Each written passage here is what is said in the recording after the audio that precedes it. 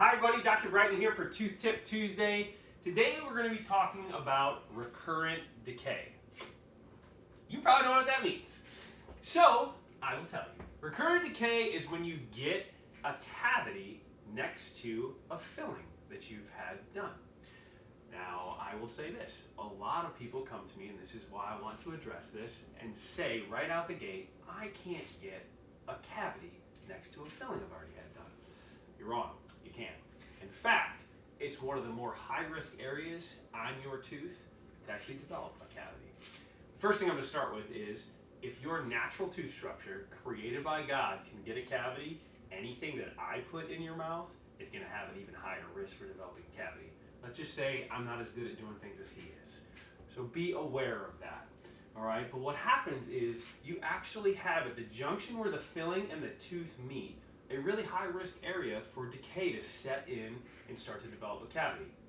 It's better to have a cavity filled than it is to leave it, but you just need to know that when that filling or that crown gets put in your mouth, you need to keep it clean. You need to floss it. You need to brush it. You need to get it fluoride. You need to get it fluoride to help strengthen the natural tooth structure. Because it's not the filling itself that gets the cavity, it's the natural tooth structure where it meets that filling. That's called your margin. And what happens is the bacteria will try and sneak between the filling and the tooth, and it starts to erode the tooth structure. That is recurrent decay. And I'm going to show you a couple of examples. You can see one here, that dark area right next to that silver filling. In addition to that, you got this white filling right through here at the gum line. Right at the top there, you see it starts to darken because decay is getting into that tooth structure right where it meets the filling. And then next to these crowns, you'll see these darkened areas right at the margin or the border where the crown meets the tooth. So the next question, we've gone over what is recurrent decay, how do we protect ourselves against it? Again, flossing daily, brushing twice daily, and making sure that you're getting fluoride to it to strengthen that natural tooth structure where it meets the crown. The next question is, how do you treat it? A lot of people would ask, can we just do what's called a patch filling? In my opinion, that's not a great idea.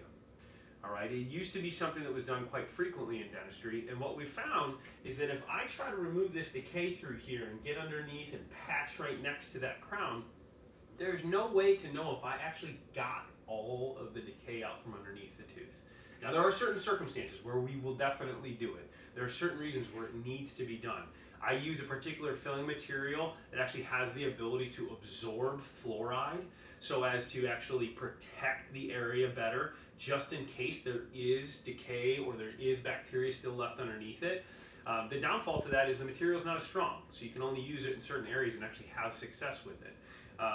But there are times when you do it. But in general, it's safest to say, all right, if I'm going to have an area with recurrent decay through there, you need to pull up the whole filling, you need to get the decay out from underneath it, because inevitably that bacteria has made its way in underneath that filling, and the whole thing needs to be taken care of. So hopefully that's helpful for you.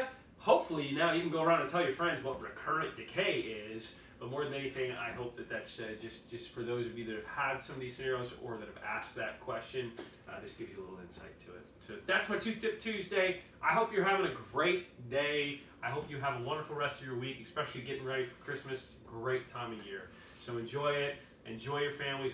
Enjoy all your friends. And enjoy all the times together. Have a great rest of your week. Thank you so much for tuning in.